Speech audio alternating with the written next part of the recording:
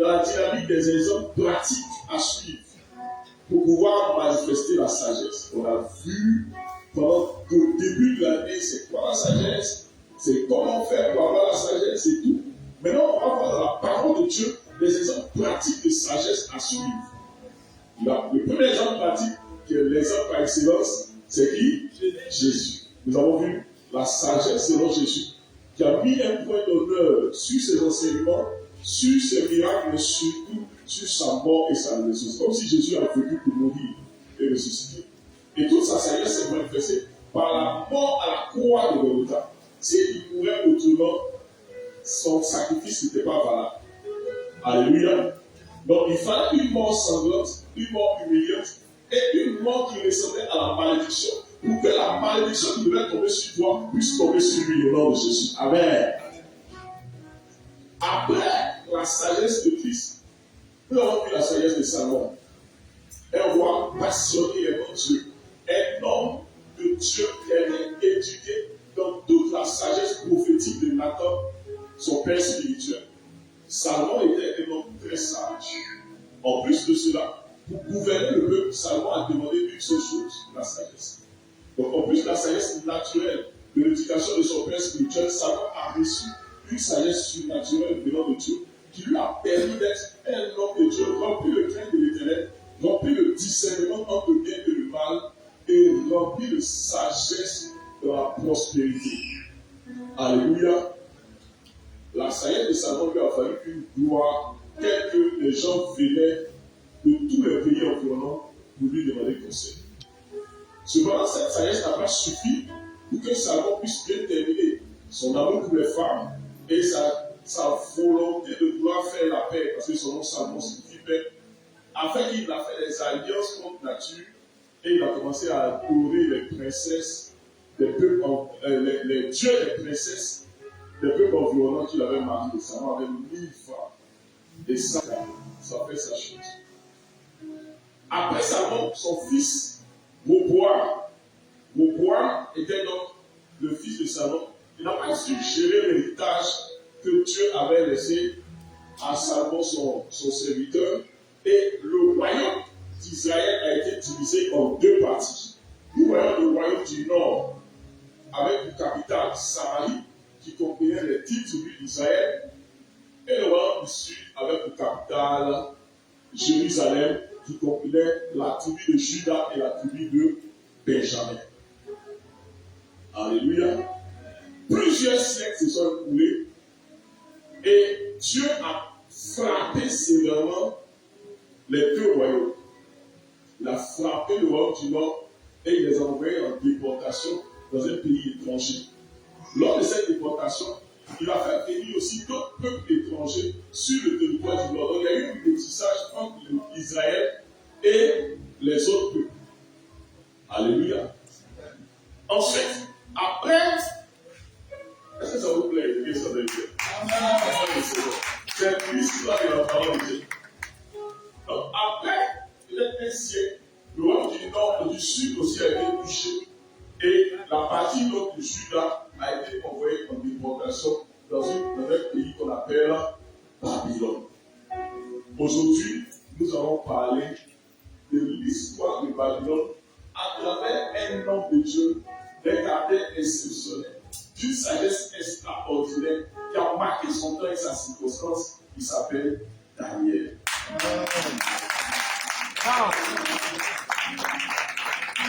Alléluia. Le thème d'aujourd'hui, c'est quoi? La sagesse de Daniel. Qui est Daniel? Pourquoi on dit qu'il est sage? Quelle différence y a-t-il entre la sagesse de Daniel et les autres sagesses? Et comment Daniel a marqué son temps et a marqué les circonstances? Et quels exemples nous on va tirer de la sagesse de Daniel? Parce qu'il y a un peu de questions auxquelles nous allons répondre.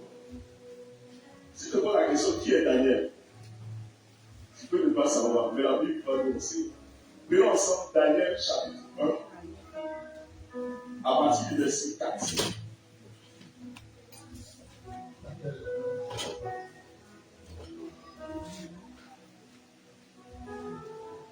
Daniel 1, chapitre 4.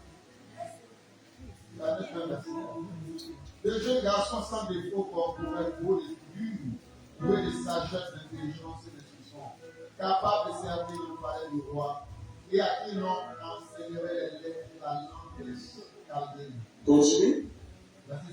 Verset 5. Le roi leur assigna pour chaque jour une portion de mets, de sa taverne et du vin dont ils buvaient, voulant les élever pendant 3 années, au bout desquelles ils seraient au service du roi. Continue. Il y avait parmi eux les enfants de Judas, Daniel, Anania, Michal et Azaria. Verset 7. Le chef de l'Église leur donna des noms. À Daniel, celui de Belshazzar, et Anania, celui de Shadrach, et à Michel, celui de Meshach, et à Azaria, celui d'Abed-Nego. Continue. Verset 8. Daniel ne devait pas se souiller par la main du roi et par le vin dont le roi buvait. Et il pria le chef des eunuques de ne pas l'obliger à souffrir. Continue. Dieu fit trouver à Daniel faveur et grâce devant le chef des eunuques. Continue. Le chef des eunuques dit à Daniel: je crains mon Seigneur le roi, qui a fixé ce que vous devez manger et boire. Car pourquoi verrai-je votre visage plus la partie que celui des jeunes gens de votre âge? Vous poseriez ma tête auprès du roi. Verset 11. Alors Daniel dit à l'intendant à qui le chef des eunuques avait remis la seconde de Daniel, de Anania, de Michel et d'Azaria: éprouve tes serviteurs pendant 10 jours, et qu'on nous donne des légumes à manger et de l'eau à boire. Tu regarderas ensuite notre visage et celui des choses qui mangent les mets du roi, et tu agiras avec tes serviteurs d'après ce que tu auras. Continue. Il leur appela ce qu'ils demandaient et les éprouva pendant 10 jours. Continue. Au bout des 10 jours, ils avaient un meilleur visage et plus d'un bon point que tous les jeunes gens qui mangeaient les mets du roi. Continue. L'intendant emportait les mets et le vin qui leur était destiné. Il leur donnait des légumes. Continue. Dieu accorda ces 4 jeunes gens de la science, de l'intelligence, dans toutes les lettres et de la sagesse. Et Daniel expliquait toutes les visions et tous les songes. Amen. Continue.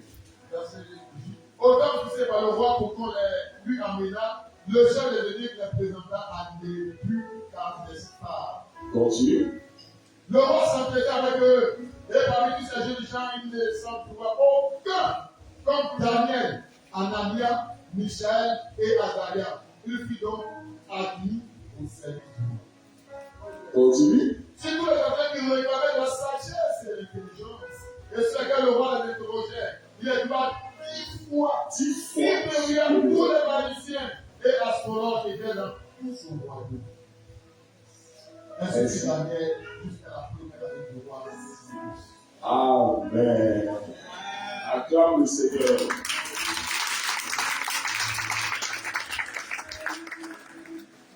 De Daniel 1, verset 4, jusqu'à Daniel 1, verset 21. Cette histoire de Daniel qui parle d'abord de son adolescence couvre une période de plus de 70 ans. Ce que nous sommes en train de lire, où on dit Daniel fut au service du roi Nebuchadnezzar jusqu'au roi Cyrus, c'est une période de combien d'années? 70 ans. Quand Daniel est rentré au service du roi, il avait 15 ans. Et il avait quel âge? 15 ans. Un enfant, Daniel était issu de la tribu de Juda, la tribu royale, et il avait avec lui d'autres compagnons qui étaient aussi issus de la tribu royale. Donc c'était des petits princes. Le roi a voulu que ces petits princes-là soient mis à son service. Mais avant d'être au service du roi, il faut une formation de 3 ans. Et pendant la formation de 3 ans, vous mangez la même nourriture que le roi, vous buvez le même vin que le roi. Daniel et ses amis m'ont dit, il y a un problème. Ce n'est pas que la nourriture du roi est mauvaise. Mais avant de pouvoir donner la nourriture au roi, cette nourriture était sacrifiée à des idoles. Or, nous, dans notre loi, il est interdit de manger la viande sacrifiée aux idoles. d'idoles. Est-ce que je parle à quelqu'un? Le verset 8 dit quoi? Résumé. Daniel 1, verset 8. Daniel est résolu de ne pas se souiller par la main. Pourquoi on dit se souiller? Est-ce qu'une nourriture peut souiller? Mais une nourriture qui a été sacrifiée aux idoles. Tu sais même qu'on a fait, ils ont sacrifié ça à un genou. Et puis on vient te donner ça à te souiller. Est-ce que je parle à quelqu'un? Parce que celui qui participe à une nourriture sacrifiée à une idole, c'est comme si lui aussi il avait adoré l'idole. Daniel a compris que c'était un piège. Et à ce niveau-là, il a dit, je prends sur moi la responsabilité de ne pas manger le même que moi. C'est une responsabilité et c'est un danger. Parce que si les Daniel et ses compagnons, après les 3 ans de formation académique, spirituelle et royale, s'ils paraissaient maîtres devant le roi qui avait chose pour l'élu, le lui avait un problème. Et puis eux-mêmes, la puissance esclave d'ailleurs payé, ils allaient soit délégués au second plan, ou même tuer. C'est un risque que Daniel a pris de ne pas manger la nourriture du roi. Est-ce que je parle à quelqu'un? Il y a des risques que tu dois prendre quand tu sais que tu es d'accord avec toi. Est-ce que je parle à quelqu'un? Daniel est résolu de ne pas quoi? Se souiller. Toi, tu sais qu'on a fait un sacrifice et ils ont dit que ça, c'est pour notre Dieu. Et puis on prépare bien le sacrifice et puis on vient te donner à manger. Et puis tu manges bien. Il y a jamais bien comme ça. Tu dis, ah, bien comme ça, c'est tout, hein. C'est quand nous fait le sacrifice encore. Alléluia. C'est déjà envoyé faire le sacrifice à toi aussi, tu es dans le sacrifice. Pourquoi on parle à l'église de communion? La communion, c'est un repas qui nous unit entre nous et qui nous unit à Dieu. Donc c'est un repas sacré. C'est vrai que c'était la nourriture du roi, mais c'était un repas sacré. Daniel était donc un jeune prince qui a été appelé à servir à la cour royale, mais qui a décidé de ne pas manger les choses de la cour royale. Est-ce que je peux parler à quelqu'un? Parfois, tu vas permettre que tu aies une certaine élévation, mais il ne faut pas te compromettre. Alléluia. Je dis, il ne faut pas te quoi? Te compromettre. Ce n'est pas parce que tout le monde fait ça. Et toi aussi, tu dois faire. Qui est Daniel? Daniel est un homme sage, naturellement.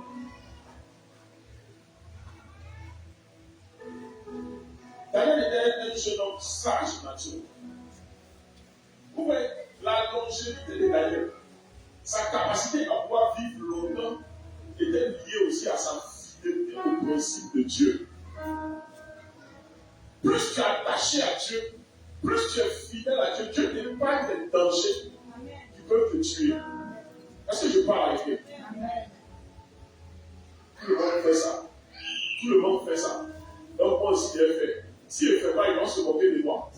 Mais est-ce que toi, tu es tout le monde? Est-ce que toi, tu es la même chose avec eux? Alléluia.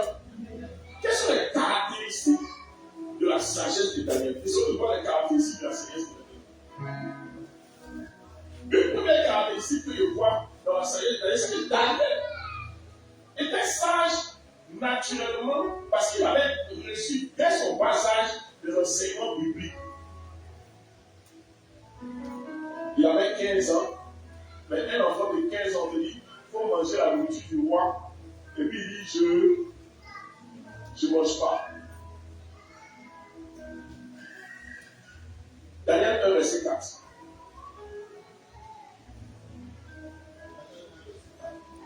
Les jeunes garçons sont des nouveaux corporels, doués de sagesse. On est doué de sagesse. Daniel était naturellement sage. Oui.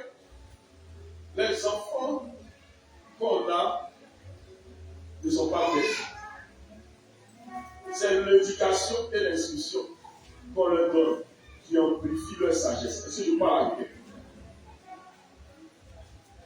La Bible instruit l'enfant dès le jeune âge, n'est-ce pas? Et quand il sera grand, il ne s'en détournera pas.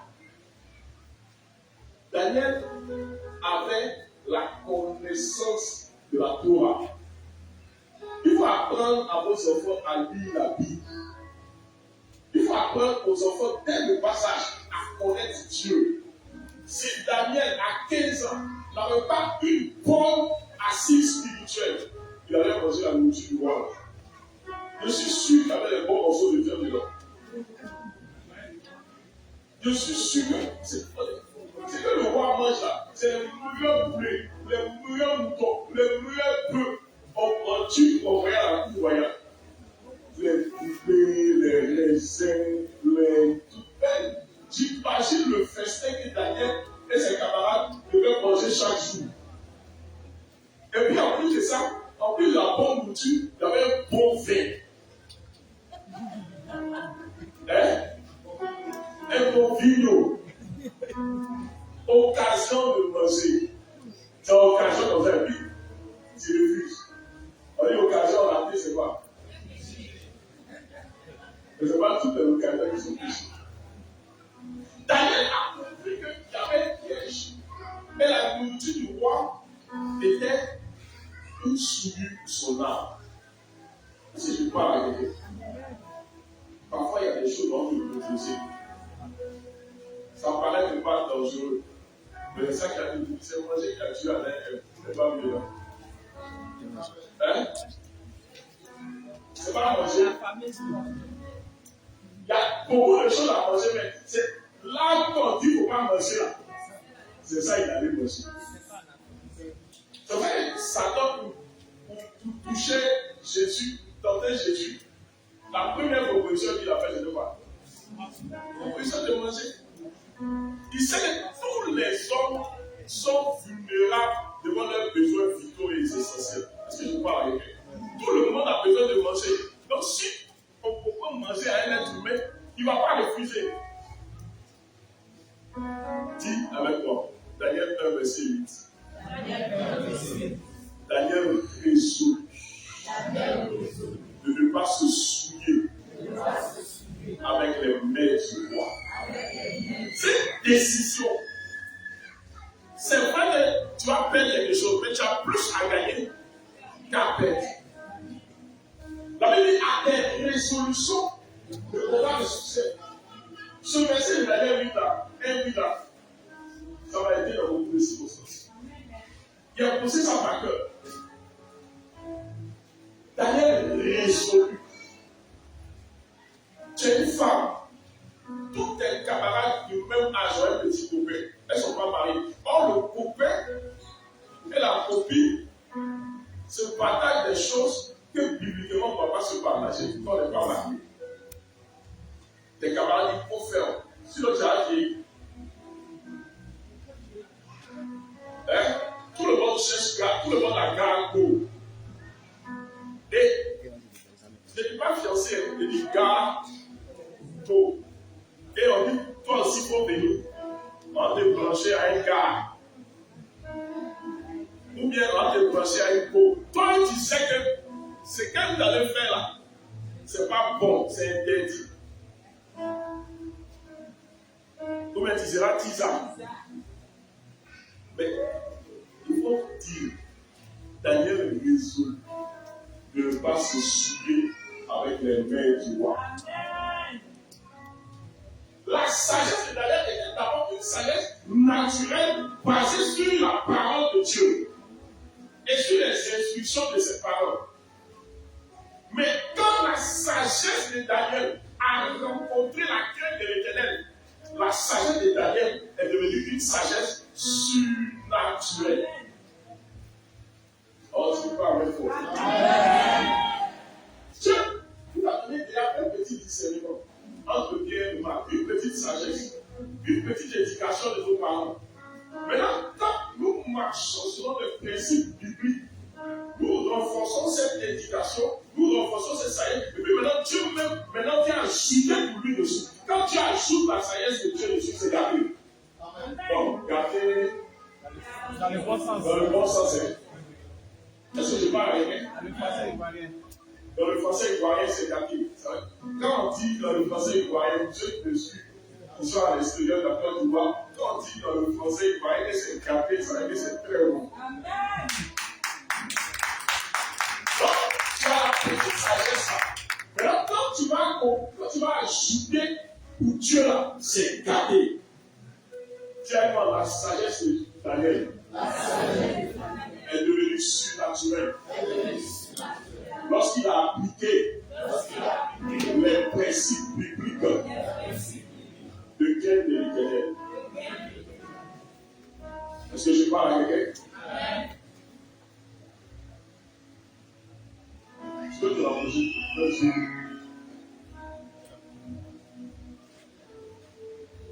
Donc, il y a une sagesse naturelle et il y a une sagesse surnaturelle. La sagesse naturelle aussi s'acquiert par la connaissance des Écritures. Il faut aller à l'école. Dis à il faut aller à l'école. Daniel savait lire et écrire. Et ça l'a aidé. Les 3 ans de formation, c'était les 3 ans pour apprendre des langues et tout ça. Mais s'il ne savait pas faire A, B, C, D, comment on va lui apprendre des langues? Daniel était cultivé. Pour que Dieu t'utilise, il faut que tu sois le spécialiste de quelque chose. Tu as un domaine dans lequel tu dois être le maître. Il faut te former et il faut t'informer dans ton domaine de prédilection. Si tu es chanteur, il faut te former à la chanson. Si tu es prédicateur, il faut te former à la prédication. Si tu es menuisier, il faut te former à la menuiserie. Si tu n'es pas bien formé, tu as gâté le travail. On s'est gâté maintenant dans l'autre sens. Alléluia. Daniel était un bon. Parce que Daniel s'est bien formé.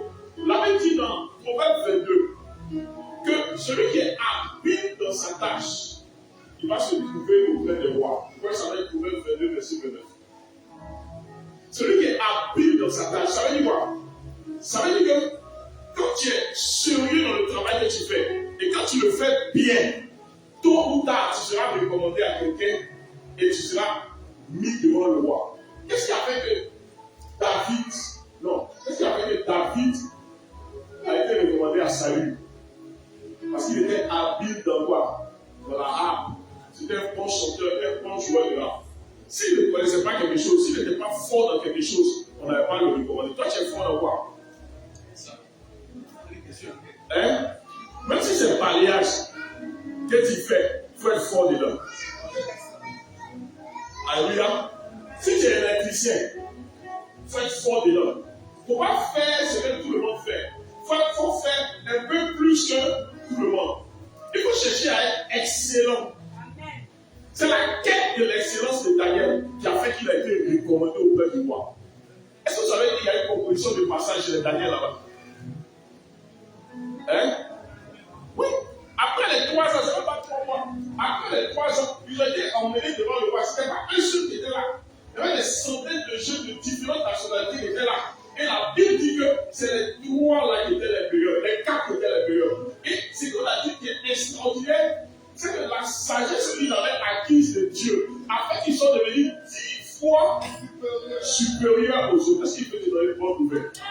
La sagesse que tu reçois te rend supérieure aux autres au nom de Jésus. La sagesse que tu reçois te rend supérieure à tous tes collègues au nom de Jésus. La sagesse que tu reçois te rend supérieure à tous les élèves de ta classe au nom de Jésus. La sagesse que tu reçois sur ta tête rend tes enfants supérieurs au nom de Jésus. Est-ce qu'il peut vous donner une bonne nouvelle?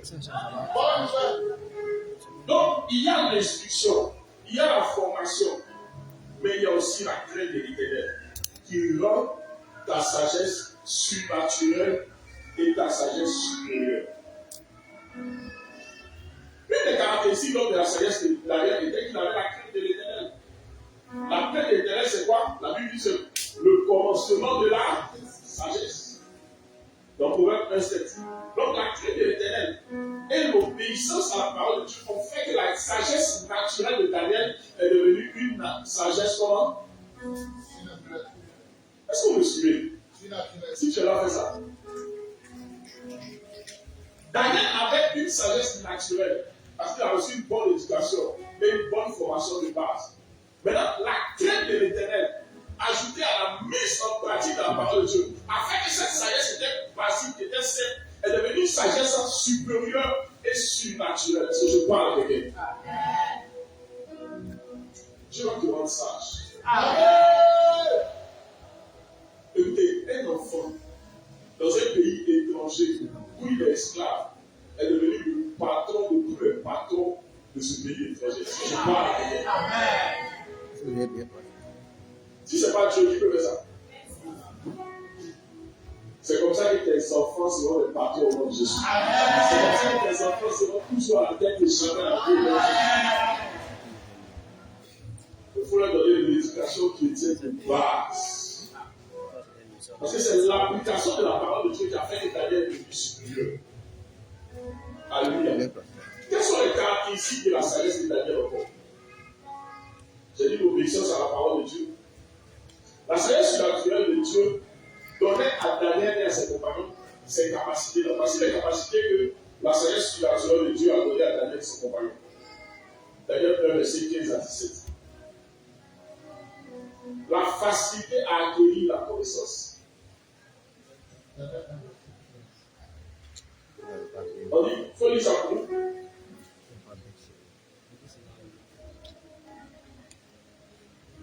C'est quoi la sagesse surnaturelle? Qu'est-ce qu'on appelle la sagesse surnaturelle? Quels sont les éléments? C'est vrai que c'est la sagesse de Dieu, mais cette sagesse qui se provoque lorsqu'on obéit à la parole de Dieu, lorsqu'on marche dans la crainte de l'Éternel. Qu'est-ce que la sagesse surnaturelle? Quels sont les ingrédients qui sont dans la sagesse surnaturelle? Voilà ça. Au bout de 10 jours. Au bout de 10 jours. Ça veut dire que même là, au bout de 10 jours, ils étaient sains. Ils étaient déjà jolis. Hein? On se souvient au verset 4. Mais au verset 15, on dit qu'ils avaient un meilleur visage. Est-ce qu'il peut donner une bonne nouvelle à quelqu'un? Le péché va vilain. Mais la sagesse surnaturelle va pour. Le péché va vilain. La personne là, qui est dans la sagesse divine là, parfois il n'est pas tout joli dans la parole, mais brillance façon sur lui. Et ça, si tu comprends, ça fait son visage fait alléluia. Quand tu es rempli de la sagesse, ça te rend chaud. La sagesse naturelle fait comment? Et plus d'un bon point que tous les jeunes gens qui mangeaient les mères de bois. Ça fait que tu as un bon point. Bon point, ça veut dire quoi? Il faut chercher. Ça veut dire quand tu regardes, tu as fait ton visage il ressemble à quelqu'un qui n'a pas fait. Continue. Verset 16.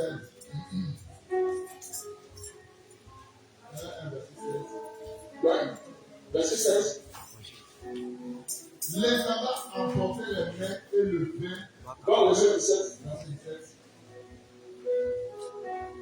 Dieu accorda à ces 4 jeunes gens de la science. La science, ça veut dire la connaissance. Est-ce qu'il peut dire à quelqu'un quelque chose?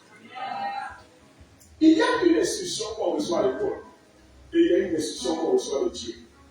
Il y a une connaissance qu'on reçoit à l'école. Et il y a une connaissance qu'on reçoit de Dieu.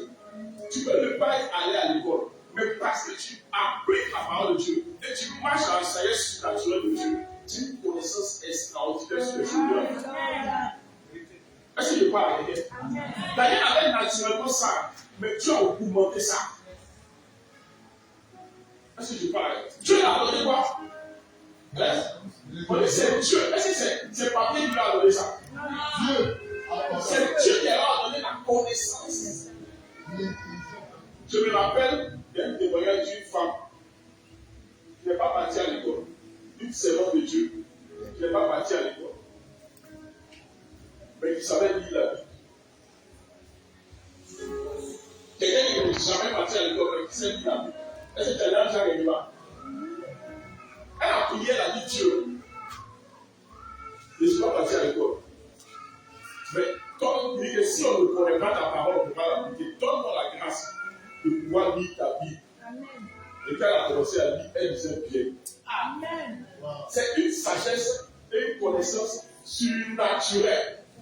Un homme de Dieu est parti aux États-Unis, et puis c'est un mandat, les gens qui l'ont employé là-bas.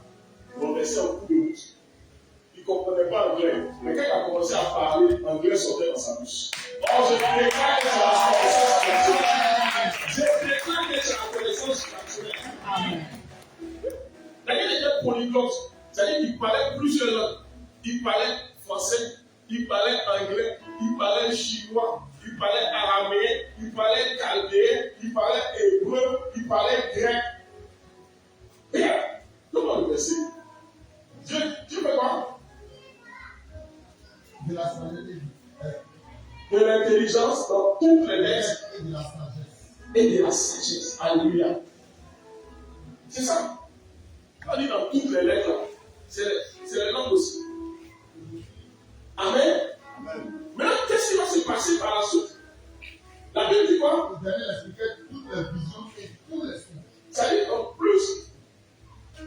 plus de la connaissance humaine, des choses humaines, Daniel avait une connaissance des choses spirituelles. Est-ce que je parle à quelqu'un?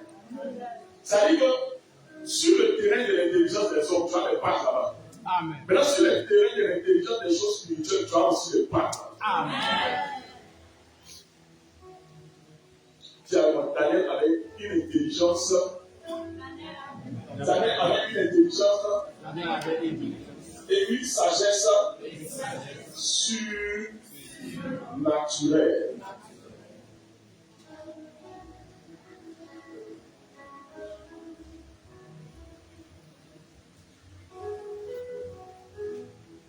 Cette intelligence et cette sagesse surnaturelle ont fait de Daniel un esprit supérieur.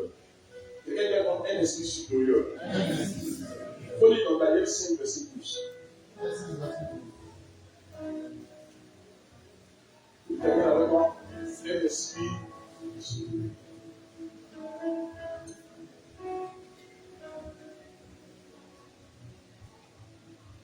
Daniel 5, verset 12. Parce qu'on trouva chez lui, chez Daniel, nommé par le roi Belshazzar, un esprit supérieur de la science et de l'intelligence, la faculté d'interpréter les songes, d'expliquer les énigmes et de résoudre les questions. On ajoute à ces éléments qui n'est pas dans le verset 17 là-bas, la résolution des questions difficiles. Mais, actuellement, la Côte d'Ivoire de l'Italie. Élection, pas élection. On se bat. Tous les chefs d'État ont besoin à côté de quelqu'un qui va résoudre les problèmes difficiles. Donc, le travail de président, c'est facile. C'est ça les présidents ont besoin des conseillers. Et qui plus qu'un conseiller prophète peut être un bon conseiller du président. Parce que la sagesse de Daniel, c'est une sagesse qui va pour chercher les choses cachées et les révèle. Les motivations cachées et les révèle. Ça, c'est vrai.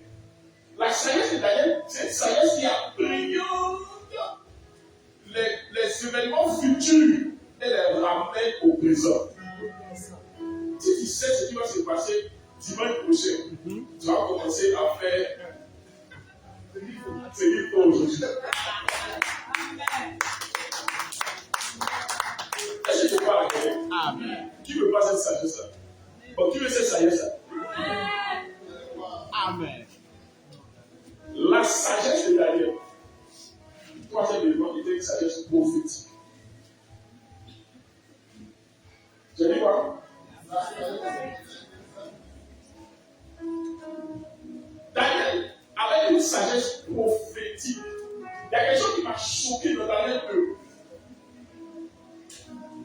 Il dit, Dieu donne-moi cette classe. Dans le ministère prophétique, il y a des côtes. Et il y a des passages qui réveillent l'esprit du prophète. Ce matin, un pasteur de l'Église, ça il fait une parole, il a reçu Daniel 2, verset 21. Bien sûr. Daniel 2, verset 21. Pour la prière pour la Côte d'Ivoire. C'est la version prophétique. On dit quoi? Verset 21. Quand il vient verser la verset qui se connaît, c'est pas envoyé comme ça. C'est lui qui change le temps et les circonstances. Il renverse, qui établit les rois, qui donne la sagesse aux sages et la science à ceux qui ont des intelligences. Amen. On dit quoi? C'est lui qui change les temps et les circonstances. Ça veut dire qu'un malheur peut être programmé, même prophétisé, mais Dieu peut changer le malheur. Amen. Quelqu'un même peut être établi par Dieu, peut être une autorité, mais Dieu peut le changer. Amen. Parce que c'est Dieu Qui établit. qui est établi. Papa, tu parles bien. Ça, c'est des paroles de connaissance. C'est Dieu qui est établi. Daniel a compris que c'est Dieu qui est établi. Amen. Le roi Nebuchadnezzar avait le mandat de Dieu. Jérémie a prophétisé qu'il allait arriver un roi qui allait venir vous emporter à Babylone. Et parce que vous avez désobéi, ce roi va vous chicoter. Et c'est une différence que Dieu va vous chicoter pendant 70 ans. Parce que vous êtes un peuple rebelle, un peuple qui a désobéi à son Dieu, un peuple qui allait se voter dans le péché, un peuple qui allait se voter dans la pédophilie, dans l'homosexualité. Dieu a décidé de frapper son propre peuple parce que le peuple a péché. Donc le roi Nebuchadnezzar avait un mandat divin. Est-ce que je parle bien? C'est Dieu même qui a suscité Nebuchadnezzar pour chicoter son propre peuple. Maintenant, si le peuple de Dieu ne se répand pas, Nebuchadnezzar va continuer encore à chicoter. Lui aussi. Si le peuple ne se répand pas, c'est le peuple qui doit avoir la révélation de pourquoi Dieu a envoyé Nebuchadnezzar. Hey! Ça, c'est mon frère. Ça, c'est mon frère. Le peuple doit avoir la révélation de pourquoi Dieu a envoyé Nebuchadnezzar. Un roi pareil pour venir les gouverner. C'est Dieu même qui a envoyé Nebuchadnezzar. Mais si les gens qui sont en train de les chicoter, ils ne savent pas que c'est Dieu qui a envoyé Nebuchadnezzar pour les chicoter. Et puis ils ne se répondent pas. Nebuchadnezzar va tuer.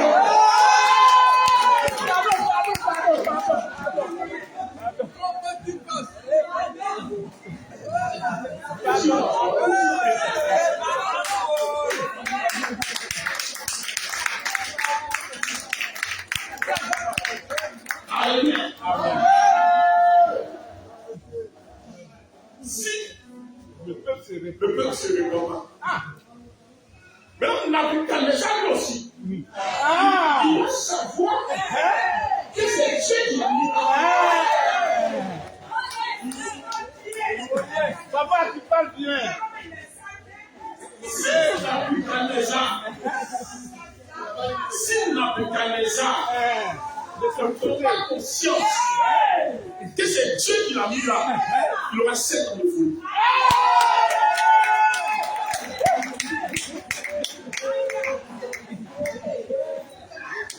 Daniel a dit à Nebuchadnezzar, est-ce qu'il parle de quelqu'un?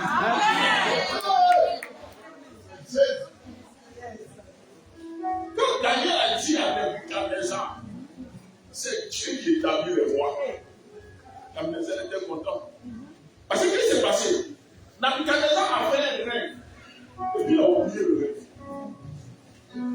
Et si quelqu'un n'interprète pas mon rêve, nous tous le conseiller. Daniel, tout jeune, est arrivé au palais royal. Lui-même, il ne sait même pas comment il est devenu conseiller de roi. Et il a vu que sa tête était mise à prix. Il a réuni ses compagnons. Ils sont allés prier Jésus. Et la Bible dit au verset 19 de Daniel 2 que pendant la nuit, et le reflet de être verset, pendant la nuit, qu'est-ce qui s'est passé? Dieu a révélé le secret à Daniel.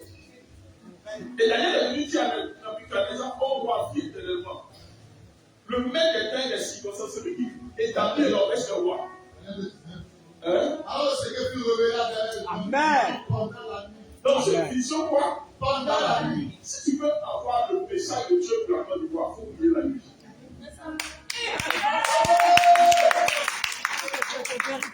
Dieu va te révéler dans une vision la nuit. Et Dieu a révélé, il a dit, le roi, voilà ce que Dieu a dit.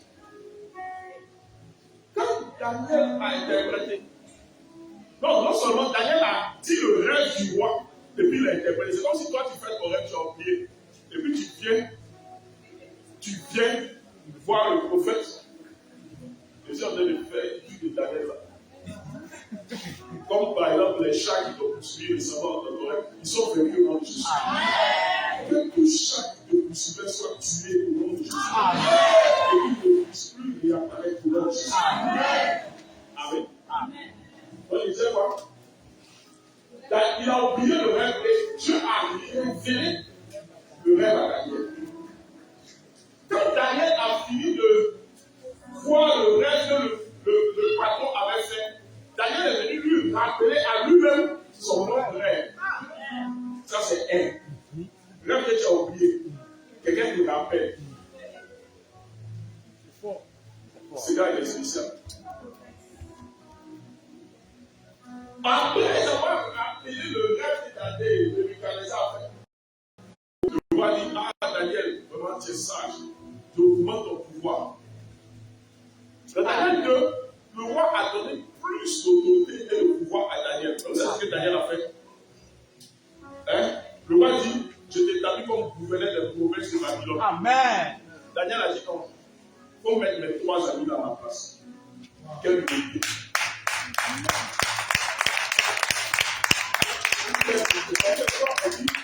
J'ai trop fort dans l'interprétation. Je vais faire de toi le premier ministre. Et puis tu dis non, moi je vais être 5 conseillers du royaume. Mon petit frère qui est là, il t'arrête que il ça va passer. Si tu n'es pas un, tu ne peux pas faire ça.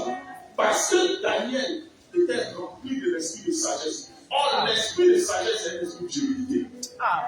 Les vraies personnes humbles sont sages. Ou je l'enverse, les vraies personnes sages sont humbles. Et c'est ce que le bien dans lequel Nebuchadnezzar est rentré, c'est le bien de l'orgueil. Quand tu lis dans Daniel 3, la Bible dit que Nebuchadnezzar a commencé à se vanter. Il dit que c'est moi qui ai construit ce pays, c'est moi qui ai fait ça, il a commencé à se taper la partie. Et la Bible dit que comme il n'a pas donné gloire à Dieu, il lui a donné le pouvoir, Dieu l'a frappé. Et Nebuchadnezzar est devenu fou pendant 7 ans. Pendant les 7 années de folie, Nebuchadnezzar était dans une bouche où il boutait de l'air. C'est comment il s'était ses conseillers qui dirigeaient la nation. Mais Nebuchadnezzar est devenu fou pendant combien d'années? 7 ans. Quand les 7 ans sont passés, il est revenu et il a dit, je reconnais que l'Éternel est Dieu.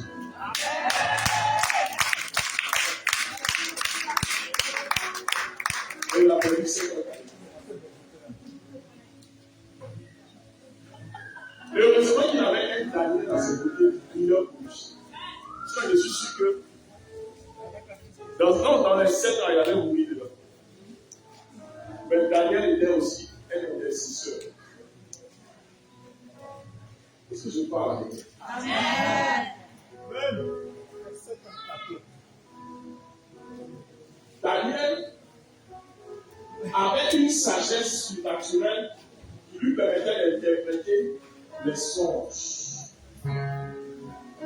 qui lui permettait d'avoir des révélations précises. Qu'est-ce qui a fait que la sagesse de Daniel était une sagesse prophétique? Qu'est-ce qui a fait que la sagesse de Daniel était sagesse? Parce que lui, les caractéristiques de la sagesse de Daniel, c'était aussi les dons prophétiques qu'il avait. Daniel a aiguisé son don et sa sagesse par une vie de consécration et de communion avec Dieu. Est-ce que je peux arriver? La Bible dit que Dans Daniel 6, verset 10, que 3 fois le jour, il se mettait à genoux, priait et louait son Dieu comme il le faisait auparavant. Combien de fois? 3 fois. Daniel avait l'une des fonctions les plus difficiles et les plus prenantes. Il était conseiller d'un roi. Il était conseiller d'un roi. Pour avoir travaillé dans la haute administration, il sait à quelle heure on s'en va au travail. Mais il ne sait pas à quelle heure on revient. Parce que si le roi ou le président rentre à la maison à 22h, toi son conseiller aussi, tu vas rentrer à la maison à 22h. S'il rentre à minuit, toi tu vas rentrer aussi à minuit. Vous savez à quelle heure vous venez au travail, mais on ne sait pas à quelle heure le patron va partir du travail. Est-ce qu'il n'est pas arrivé? Donc Daniel avait une contrainte horaire qui l'empêchait d'avoir une vie de prière normale. Mais la Bible dit que Daniel priait 3 fois par jour. Toi-même, tu n'aimes pas conseiller du roi, tu pries combien de fois par jour? Hein? Toi-même, tu n'es pas occupé comme Daniel. Tu pries combien de fois par jour?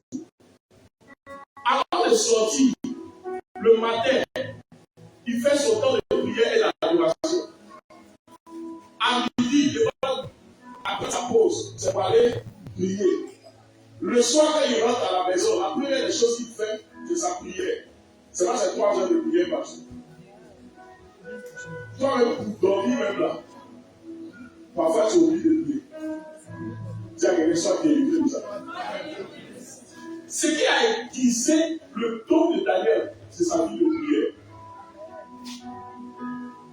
J'étais à une école de prophètes voyants. Et on était en train de s'exhorter. Et puis on disait, la plupart des voyants sont des gens qui passent au moins 8 heures à 10 heures de prière par jour. Et ils dorment quand ils mangent quand. Il y a un niveau spirituel auquel tu ne pourras jamais arriver parce que c'est le pasteur qui donne la philosophie. Si on est dans la Dieu a donné à tout le monde la même chose. Mais c'est chacun qui cultive le plus qui augmente pour lui par sa vie de prière. Est-ce que je peux arriver? Prophétie là, tu as ça aussi. La Bible dit dans la dernière temps, je répondrai mon esprit sur toute chair. Mais tu ne passes même pas 1 heure de prière par jour. Comment Dieu va parler par toi? Parce que pour que Dieu t'envoie en commission, que Dieu te donne une commission pour donner aux hommes qu'on appelle prophétie, c'est que tu as passé du temps à l'écouter.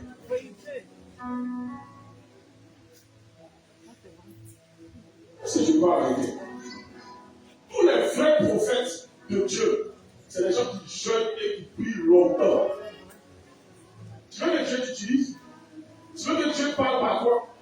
Mais tu es toujours dans les belles étoiles. Attention. Toi, tu es serviteur de Dieu. Tu travailles. Et puis après le travail, au lieu de rentrer chez toi à la maison, tu dois faire after. Tu fais quoi là-bas? Tu vas chercher quoi là-bas? C'est la vie de prière de Daniel qui a augmenté son don prophétique. Sinon, il était même choqué ses camarades. Mais c'est parce qu'il passait du temps dans le jeûne, du temps dans la prière, que Dieu avait pu se révéler à lui. Je suis en train de m'exhorter, on est en train de s'exhorter avec un ami, au fait qu'il y a 2 ou 3 jours. Et puis, on se disait combien d'heures on fait, il a. Avant, il a fait jusqu'à 15 heures, il m'a dit, là, c'est bon. Il dit, moi, il dit, maintenant, lui, il dit, moi, je dis, comme avant. Il dit, avant, tu fais comme, tu fais 20 heures. Moi, il pensait qu'il était arrivé. Alors, moi, je pensais qu'il était arrivé. Alors qu'il y a des gars qui sont plus arrivés que moi. Moi, j'ai fait la retraite. Oh, lui, il venait à chaque 2 jours. Même lui, je dis, ah, il comprend. Ça va arriver. Donc, il y a des choses que tu peux faire quand tu es jeune. Mais quand tu es marié, quand tu as des enfants, quand tu as des responsabilités, tu n'as plus le temps. Donc, quand tu veux servir le Seigneur, il faut commencer à le faire quand tu es jeune. Il faut maximiser les temps de jeûne quand tu es jeune. Mais longs jeûnes, là, tu ne peux plus faire. Frère, tu es marié, et puis tu as 40 jours. Madame m'a dit quoi? Je fais maman.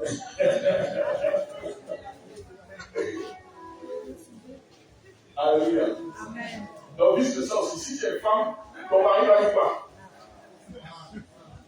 Je vais faire une parenthèse. Vous savez que les gens célibataires, ils veulent servir Dieu. C'est maintenant que vous devez servir Dieu bien. C'est vrai que vous pouvez faire tout vos jeunes.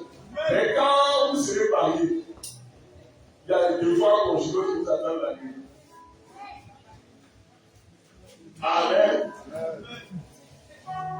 C'est Daniel fait quoi? Daniel priait longtemps.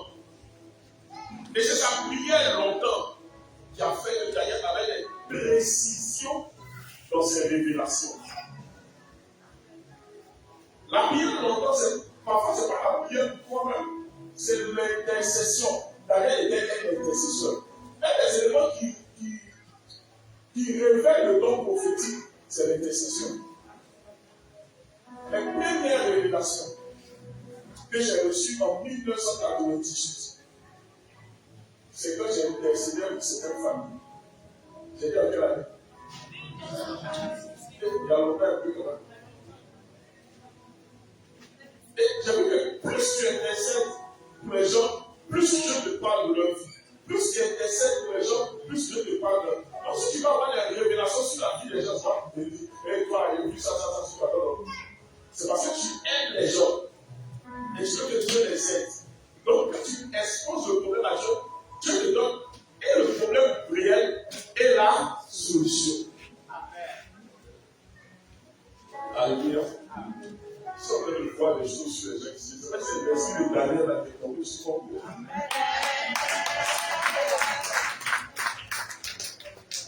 Ça y est, marche et puis il voit. Oh, les gens vont rentrer dans les temps positifs. Le cœur d'amour pour les autres, est-ce qu'il fait que Dieu te montre les choses sur leur vie? C'est pour ça que les vrais prophètes sont sages.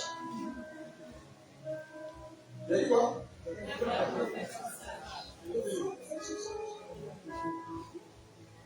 Une dame vient me voir hier. On ne sait même pas où de réception. Et Dieu me montre une révélation sur quelqu'un qui est sorcier dans sa famille, qui est en train de la tuer. Est-ce qu'il doit dire ou bien il ne doit pas dire?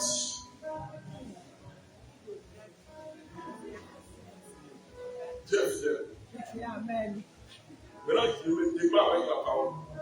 Seigneur Jésus, je ne dis pas. Vous voyez, si c'est un gars qui n'est pas sale, il dit. Il dit, ça va, il s'en fout. Il y a des fois, Dieu veut que tu dises que la personne fasse attention. Il y a des fois aussi, Dieu ne veut pas que tu dises. Les vrais prophètes sont sages. Ce n'est pas tout qu'on dit. Tu peux voir. Mais si Dieu n'est capable de dire, il ne faut pas dire. On va voir l'histoire d'un prophète qui était dans une assemblée. Et puis il avait une révélation à une dame. Il dit, réponds-toi. Elle dit, qu'est-ce qu'il a fait? Il dit, tu commets l'adultère. Son mari n'était pas là. Mais c'est beau frère. Avant que le but ne finisse, l'information est arrivée à la maison. Et puis le gars avait déjà préparé les bagages. Dès qu'elle arrive à la maison, il dit, prends les bagages. Il faut partir chez ton gars. Qui a vécu le foyer? La prophétie doit être donnée avec sagesse. Dans ce but, il y a au moins 4 prophéties sur la Côte d'Ivoire.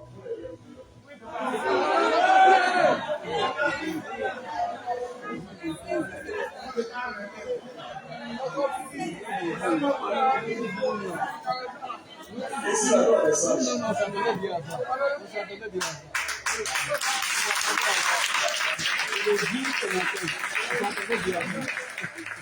Alléluia. Si tu prophétises avec amour, tu vas prophétiser avec sagesse. Et celui qui prophétise avec amour, c'est l'intercesseur. C'est Daniel qui a sauvé le peuple d'Israël par son intercession. Quand nous lisons de Daniel 1, à Daniel 6, on parle des différentes choses que Daniel a fait dans la cour royale.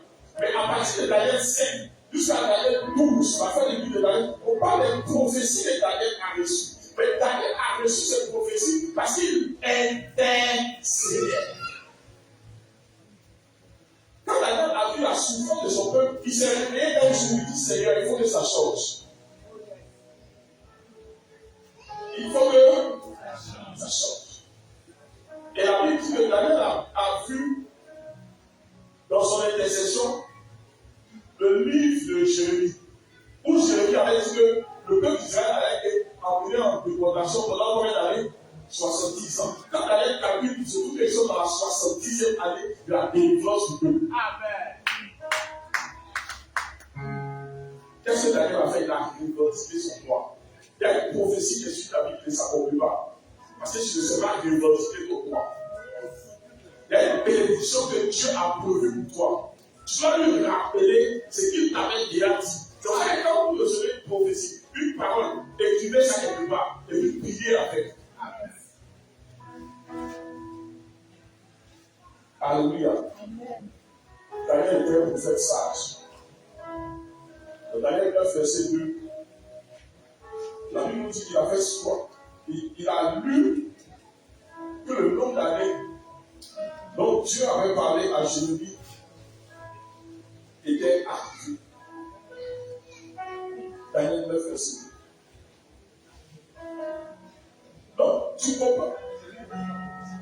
C'est Jérémie qui avait dit quelques années plus tôt une prophétie. Et Daniel, comme c'est un lecteur assidu de la parole de Dieu, Daniel a lu de la parole de Dieu dans les manuscrits de Jérémie que 70 ans devaient s'écouler à Babylone pour que Dieu délivre.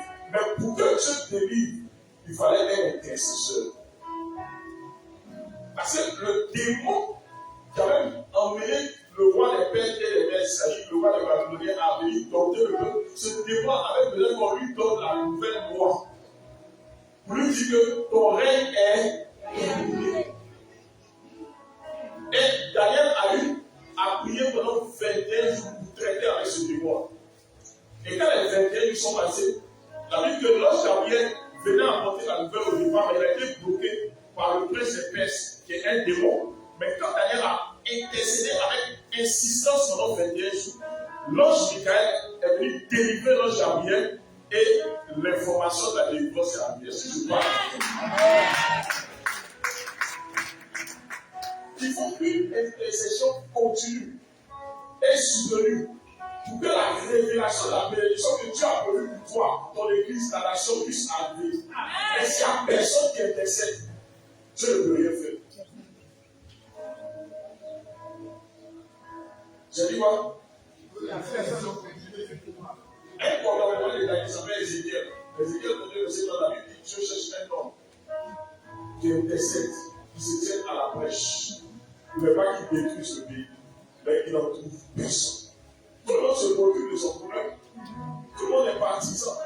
Mais personne ne cherche l'accomplissement de la volonté de Dieu pour la nation. Personne ne réfléchit le genou pour demander Seigneur, quelle est ta volonté? Daniel était un intercesseur. Daniel était un méditeur de la parole de Dieu. C'est la méditation qui te connecte à la pensée de Dieu. Parce que la parole est l'émanation de la pensée. C'est ce que Dieu pense là, parce qu'il a dit dans sa parole. Quand tu ne médites pas, toute cette semaine, tu as médité un mot. Tu ne peux pas prier si tu n'as pas lu la parole de Dieu. C'est quand tu as lu là, il va te donner la force de prier. Et c'est ça aussi qui va te donner la foi. Dernière caractéristique, avant dernière caractéristique de Daniel, c'était un homme qui avait une foi à toute épreuve. J'ai dit quoi?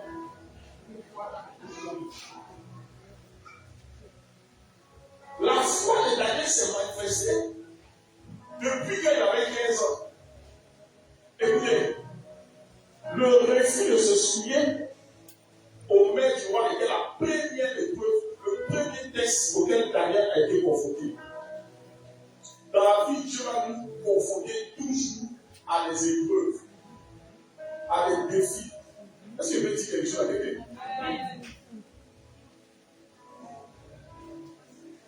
N'importe quoi n'arrive pas à n'importe qui, surtout quand tu es enfant de Dieu. Parfois, Dieu permet une épreuve pour élever ton niveau de foi. C'est après la manifestation du refus de se soumettre au maître du roi que Dieu a donné une intelligence supérieure à Daniel. Après chaque épreuve, il y a une récompense. Après chaque épreuve, il y a une récompense. Donc l'épreuve est l'examen de passage pour te permettre de passer à la récompense supérieure.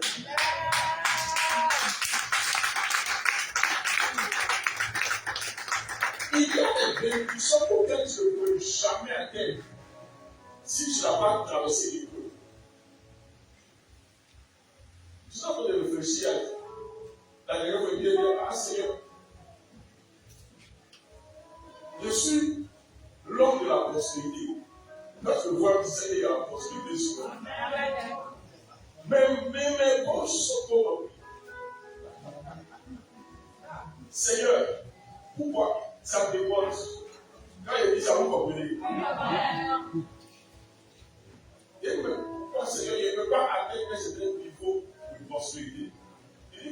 Parce que tu n'as pas atteint un certain niveau de gloire. Il dit quoi?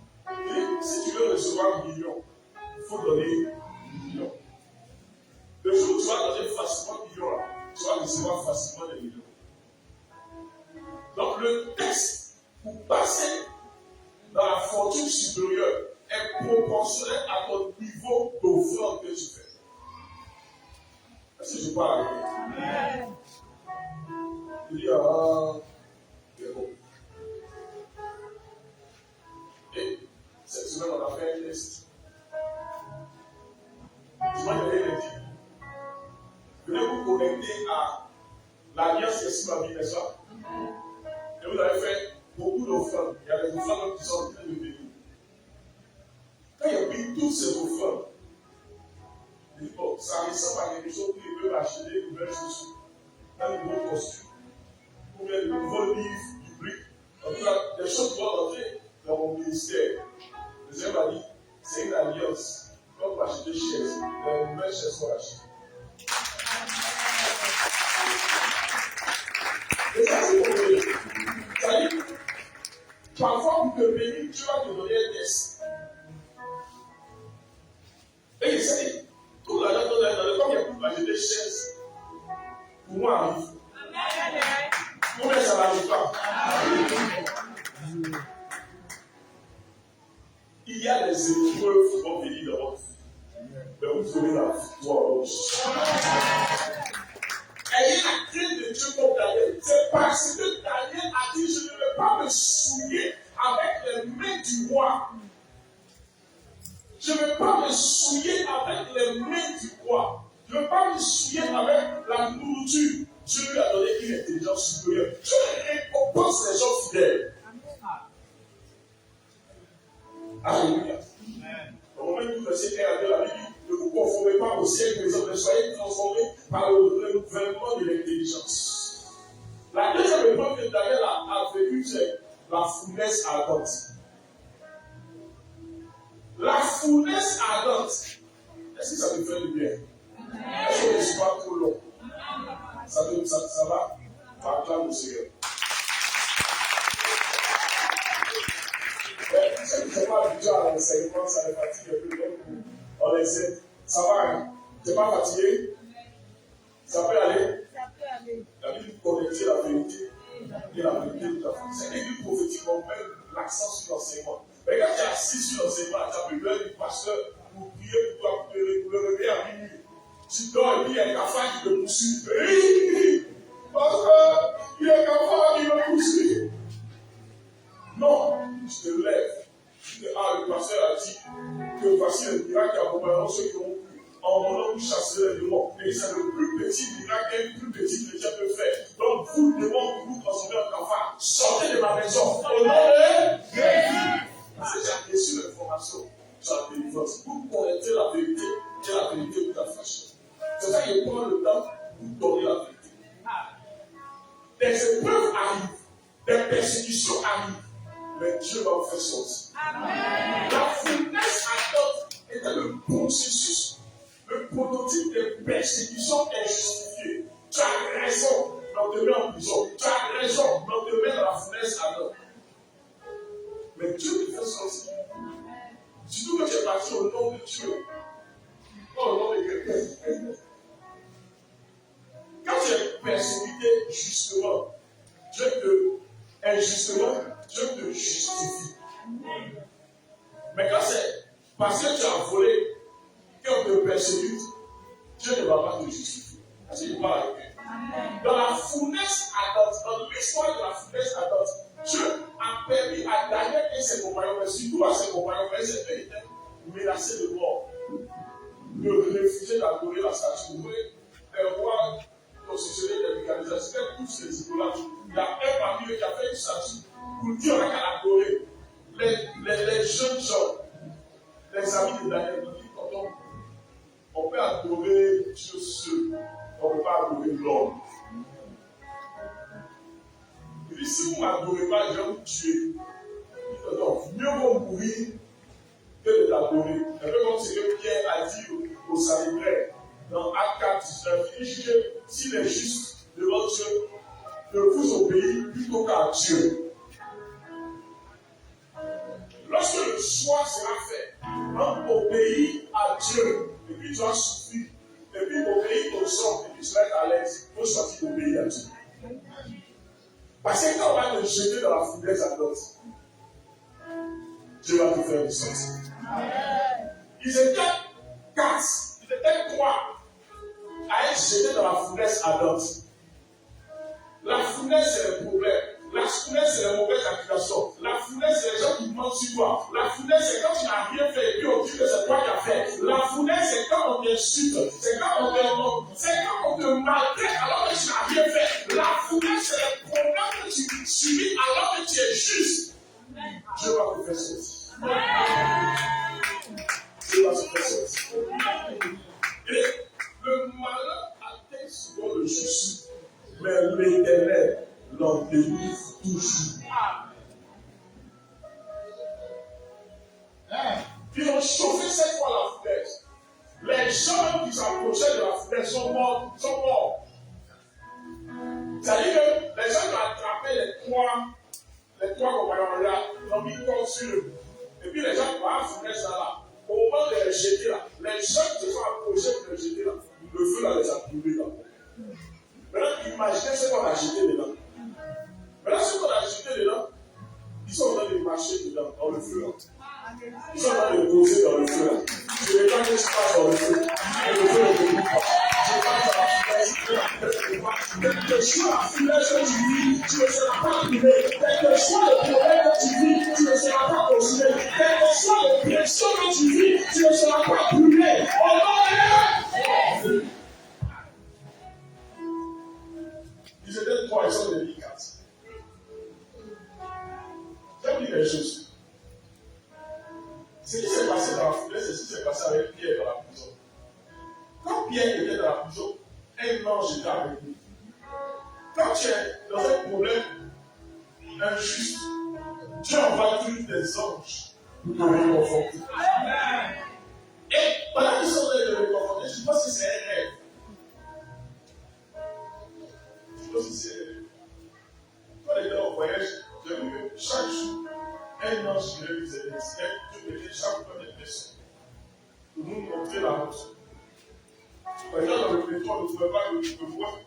Un plan, on ne sait pas où il a été. Et puis, c'est ici où il devait passer. Vous voyez ça. Dès qu'on est parti, il est parti aussi. Je suis convaincu que c'est un ange. Chaque fois que tu seras dans les difficultés, si tu es sincère avec Dieu, tu vas toujours envoyer des anges pour te sauver. Amen. La Bible dit qu'ils étaient dans le feu. Et le roi dit, mais ce n'est pas 3 personnes qui ont jeté, mais pourquoi il y a un quartier qui a le visage d'un fils de Dieu? Je déclare que les anges de Dieu vont t'enlever dans la fournaise. Les anges de Dieu vont t'enlever dans le feu. Les anges de Dieu vont t'enlever dans le feu dans lequel on habite. Le feu dans lequel les sorciers nous devaient. Tu sors de ça, victorieux, au nom de sagesse à toute épreuve. La sagesse de Daniel ne fuit pas les difficultés. La sagesse de Daniel affronte les difficultés et les fait. La sagesse de Daniel, quand un problème arrive, il ne fuit pas. C'est pas un lâche. Il regarde le problème en face. Il rentre dans le problème. Et puis le problème devient une solution. Après l'épreuve de la foutaise, il y a eu une fausse accusation.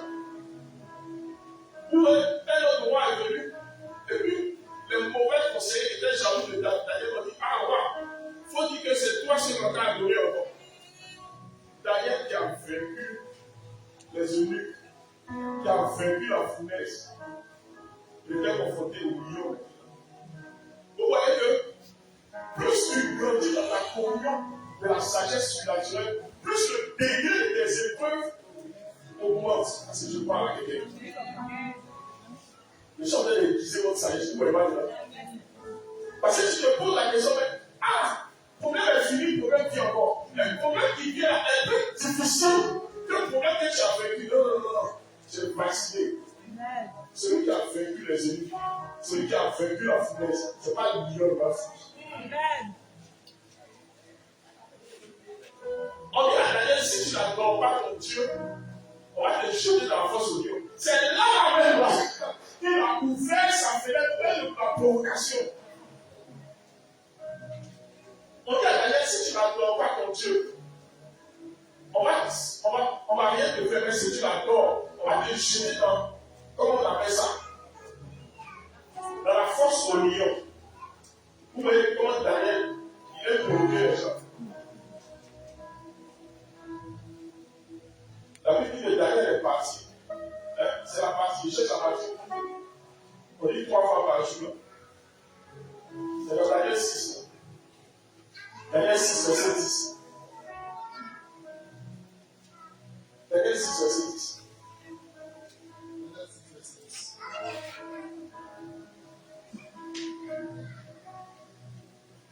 Lorsque Daniel sut que le décret était écrit, écoutez, lorsqu'il a su que la loi avait été écrite de ne plus adorer Dieu, qu'est-ce qu'il a fait? il se retira dans sa maison. C'est là même qu'il est parti dans sa maison. Où les fenêtres de la chambre supérieure étaient ouvertes vers la direction du Dieu. La chambre supérieure, les fenêtres étaient ouvertes, les Juifs priaient toujours en direction du temple. Donc il a continué son rituel de prière habituel, a ouvert les fenêtres.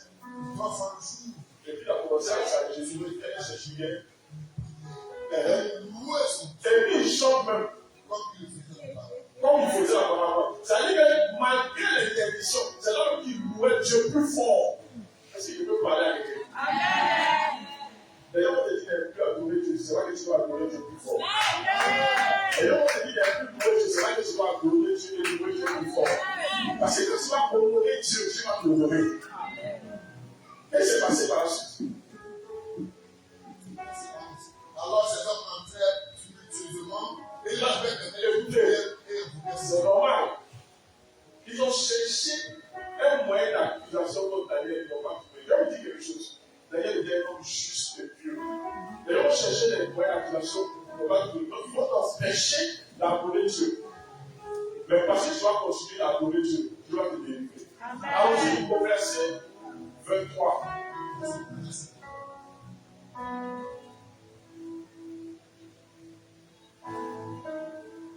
Alors le roi fut très joyeux et il ordonna qu'on fût sorti Daniel de la force. Daniel fut retiré de la force et on le trouva sur aucune blessure. Daniel a été jeté dans une force qui avait plusieurs lions affamés.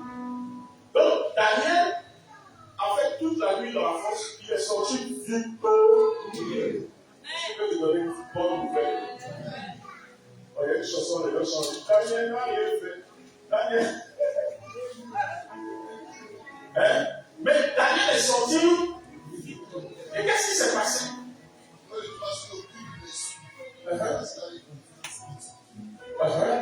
Tu n'auras aucune blessure parce que tu vas mettre ta confiance en ton Dieu. Chaque fois que tu vas choisir Dieu plus que les hommes, tu n'auras aucune blessure. Chaque fois que tu vas choisir Dieu plus que le bon, tu n'auras aucune blessure. Qu'est-ce qui va se passer par la suite? Le roi ordonna que ces hommes qui avaient accusé de la force amenaient et jetés dans la force de Dieu. Je déclare que ceux qui veulent te tuer vont mourir. Ceux qui veulent la force de Dieu vont mourir. Ceux qui avaient prévu de gêner dans la force de Dieu, c'est eux qui seront jetés dans le trou. Au nom de Jésus, là où on avait prévu de tuer, c'est là où ils vont mourir. Est-ce que je parle à quelqu'un? Ils sont en train de faire un programme de fin d'année pour savoir qui vont tuer en fin d'année. Toutes les personnes qui avaient programmé de tuer en cette fin d'année vont mourir. Je suis le prophète de bénédiction, je ne suis pas le prophète de malédiction. Mais j'explique un constat de la parole de Dieu. Si quelqu'un avait prévu de tuer cette année, que la personne meurt. Ta fidélité dans l'épreuve va faire que des ennemis qui avaient prévu de détruire seront détruits. Ta fidélité malgré les fausses accusations va faire que tous ceux qui avaient creusé un trou pour toi vont rentrer dans le trou eux-mêmes au nom de Jésus. Ta fidélité à l'éternel va faire que les personnes qui avaient décrété ta mort eux-mêmes vont mourir. La personne qui avait décrété un accident pour toi, lui-même va recevoir ça. La personne qui avait décrété un malheur, lui-même ressent ce malheur.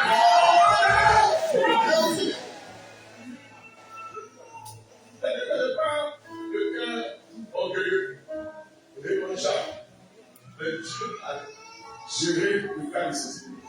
Parce que l'Éternel te dit ce matin, à moi la vengeance, à moi la réflexion. On va faire parler de Dieu à sa place. Laisse Dieu faire ton parler à ta place. Toi, regarde, mais il faut laisser Dieu va faire ton parler à ta place. La dimension de la voyance de Dieu, tu ne peux pas imaginer.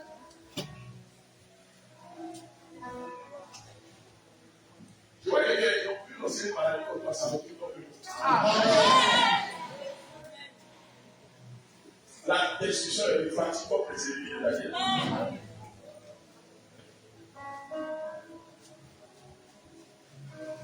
Voilà toutes les épreuves que Daniel a fait. Une dernière caractéristique de Daniel, c'est quelle humilité, il y a parlé de ça. La sagesse devant eux, il y a parlé de ça. La sagesse, ça devant eux. Là où il avait l'occasion de devenir haut placé, Daniel a cédé sa position à ses amis. La Bible dit dans Jacques 4, verset 6, Dieu résiste aux orgueilleux, mais il fait grâce aux sœurs. Daniel a toujours manifesté un esprit d'équipe, un esprit de solidarité envers ses amis. Il pouvait les écraser aussi. Parfois, il y a des gens à qui Dieu donne un petit poste et puis tu écrases les gens.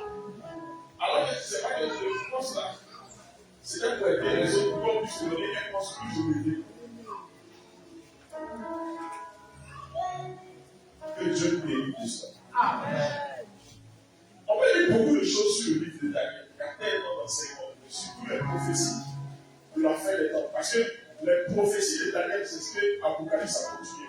Daniel a décrit les événements de son temps qui sont passés exactement.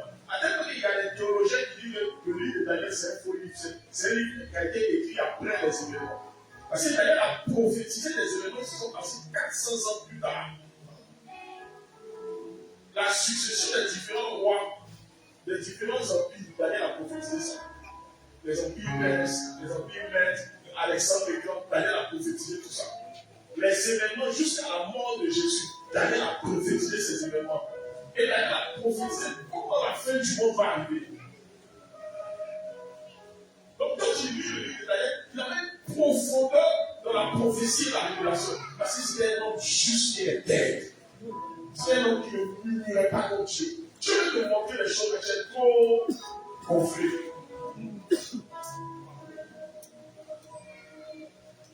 Quand Dieu a dit à Daniel, scelle ces choses, cache. Comme il avait dit à Jean, Daniel a caché.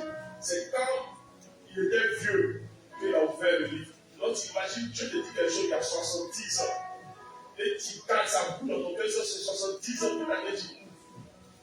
Si tu n'as pas un cœur patient, humble, tu vas faire des choses comme ça. Il y a des gens, dès que Dieu leur donne un petit message, ils disent, tout à l'heure, toi. Est-ce que Dieu t'a dit de dire quelque chose?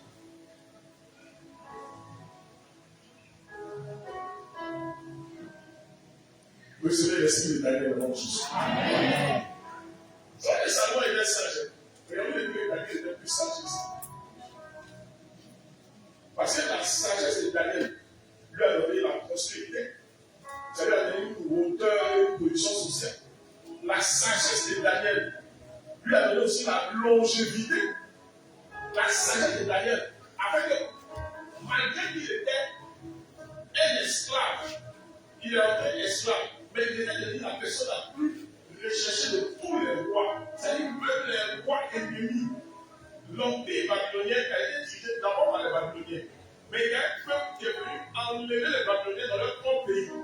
Mais le peuple, quand ils sont venus, ils ont entendu parler d'un certain Daniel, l'empire n'a pas conseillé. Est-ce qu'il parle avec eux? Il y a un nouveau patron qui va venir à la tête de la société, mais tu seras une référence. Quel que soit les patrons, ils vont toujours te prendre. Quel que soit le directeur, il va toujours te prendre. Quel que soit le maître, il va toujours te prendre. Parce que tu deviens une référence avec laquelle on ne peut pas changer. Est-ce que je parle avec eux? Quand tu as la sagesse de la nature, tu es indispensable. C'est toi-même qui es le système. Comme si on ordonne le système, c'est cool. Que Dieu fasse le bout des références. Amen. Que Dieu fasse le bout de Daniel. Amen. Des personnes intègres. Amen. Des intercesseurs. Amen. Dans mes recherches, j'ai découvert des choses intéressantes. Mais je pense que ça va nous servir pour le but de mercredi. Que Dieu bénisse sa parole. Que Dieu bénisse.